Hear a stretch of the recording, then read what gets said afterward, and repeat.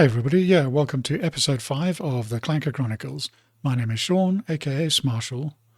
Last episode we were talking about humans competing with robots, and I asked a question: which sport would be the first where a humanoid would beat a human?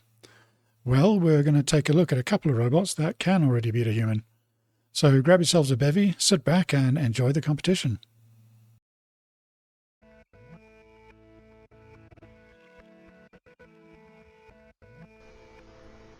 We start out in the world of table tennis. It seems like a bit of a niche sport, but this is genuinely impressive. Sony developed the Ace robot to be able to play table tennis.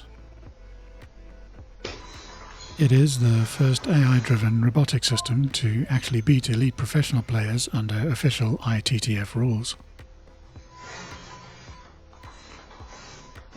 The impressive part is how quickly it can process and respond to shots. One of the main things you notice when interacting with robots is the delay between request and response. Here though, that processing is basically instant at around 10 milliseconds. It does this through a network of cameras that help it see the spin and direction and calculate trajectories extremely quickly. This custom robotic arm can move and react in near real time.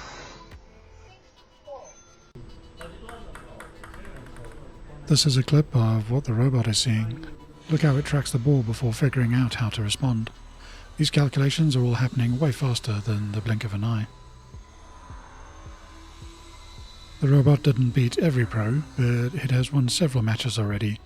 It is obviously not a humanoid, very much built for the task, and so is not really comparable.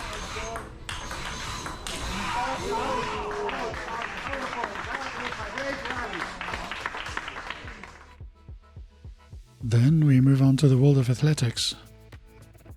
In April 2026, Beijing hosted an E-Town half marathon featuring a special robotic category. You may have remembered this red robot from Honor Robotics called Lightning. It was built specifically for running at speed and distance. This robot in particular is able to beat a human convincingly. In this race, a half marathon, it completed it in a time of 50 minutes and 26 seconds.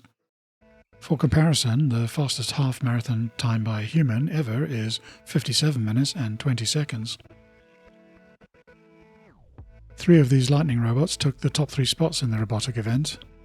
Another one was actually able to complete the course in 48 minutes and 19 seconds, but had a time penalty added because it was being controlled remotely.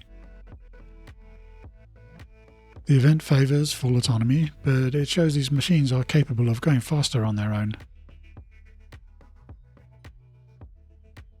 Here you can see the robot starting off. Just look how much faster it is compared to the runners. It can keep that pace up for much longer, which is why it can smash times already.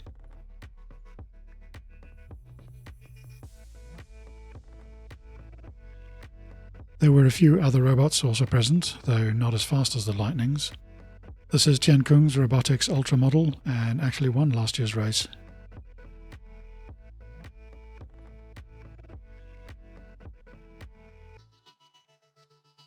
There were also a few fails. I'm sure you have seen this clip of the robot at the starting line not quite making it over the slight bump and then doing its breakdancing impression.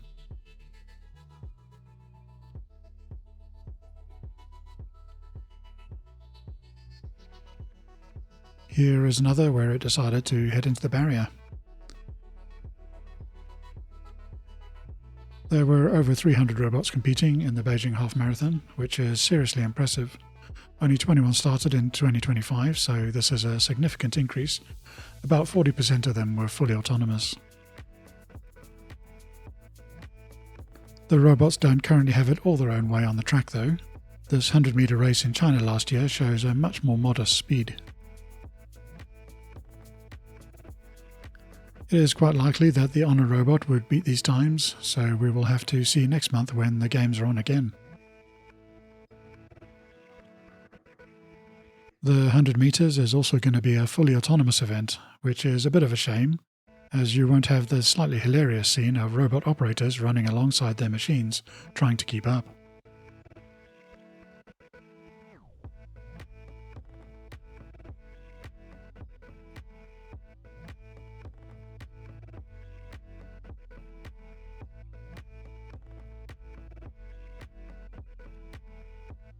which leads back to our coverage from last week of the RoboCup. The thing I didn't really mention is that these robots are not being controlled, they are fully autonomous on the field. Here, the red team is supposed to be kicking off, but it just decides to circle the ball for whatever reason. The orange team is allowed to steal the kickoff if the other side takes too long, which is why it's trying to muscle in on the ball. He misses the ball and just ends up falling over. Gets up pretty quickly though. The red robot now decides it is going to try and kick, but misses that too. The systems still have some way to go. There is a lot to manage. They have to decide how to play, where to kick the ball, how to kick the ball. One robot will become goalie and the others will take their place on the field and figure out how the game is evolving.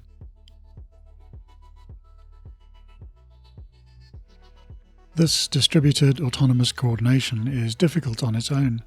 The challenge is making these systems good enough that they can compete with human players. When just staying upright is one of your main difficulties, being able to perform in a chaotic environment like a field with other players is several orders of magnitude more complex. A running robot is somewhat difficult, but the variability in what is required is not that high, especially on relatively flat ground. It can repeat the same action over and over again at a fast enough pace that it can outdo a human. Sports with more variables, like playing tennis, are some ways off. There are some robots that can do it, but only basic soft returns. Then, when you get to team sports like soccer, the variables increase even more. You have to use your legs to run, dribble and kick while avoiding the opposition, and still coordinating and working with your own team. I expect the RoboCup 2027 will be a step up in the game. That will be held in Germany next year.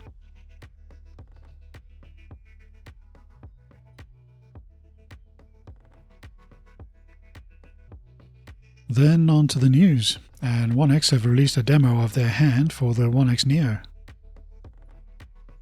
It is quite a remarkable technical achievement.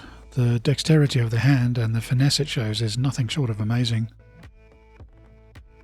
Just look at the internals working here, how the pulleys move the tendons. It looks like a delicate and expensive watch mechanism, but this is very much built for physical work. There are 4 tendons on each finger, 3 for the thumb, 3 for the palm, and 3 in the wrist, giving a total of 25 degrees of freedom. They have a very low gear ratio to help give the fingers a lot of speed so they can react incredibly quickly. This demo again reaffirms my thoughts that the 1X have a real winning robot on their hands.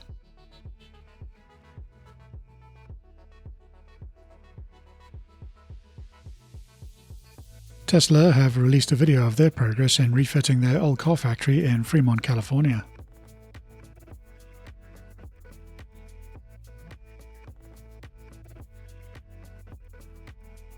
They are stripping out old machinery, concreting in bays, cleaning, prepping the work area and resurfacing.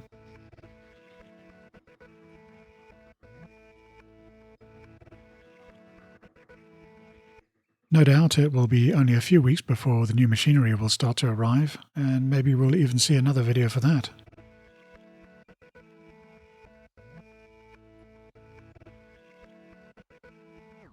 ST Microelectronics, one of the largest chip manufacturers in the world, has acquired a stake in Oversonic Robotics from Italy.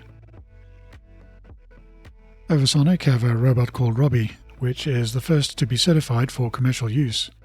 That is, that it is certified to European standards to work in factories and healthcare settings. It has been deployed to various locations, including ST Micro's own factories and other Italian companies and hospitals. Even though it's only meant for commercial use, I am still a bit surprised at how ugly the styling is. It looks more like a British serial killer than an Italian masterpiece. Can you imagine one of these things coming into your hotel or hospital room when you're out of it? Robot.com have released their new robot called Onoid. Pretty friendly looking guy with the top hat sensor package.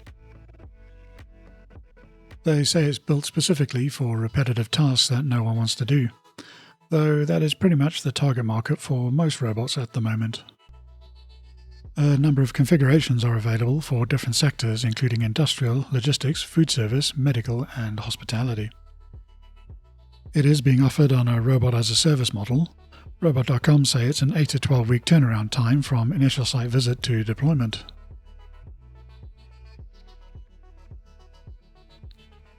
Finally, there is this design concept from researchers at MIT. It is a replica of a diving bird. The unique thing about this one is that it can actually dive into water, swim around, and then get airborne again. It does this mainly through the design of its wings, both structurally more flexible and also has a variable motor drive that can work at faster rates in air and much slower when in water. The really cool thing is that they've made the CAD models available online, so you can actually go and print one of your own. I know I'm tempted to give it a try, but that reminds me of an old saying, a bird in the hand is worth more than two at the bottom of the lake.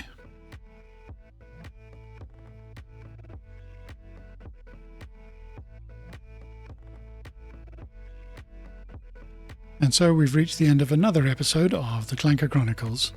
What did you think about robot birds, robot hands, or robot sports? Let me know down in the comments below.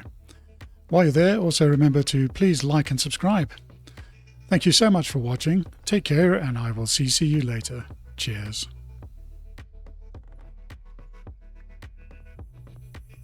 And so we've reached the end of another episode of the Clanker Chronicles. What did you think about robot spans?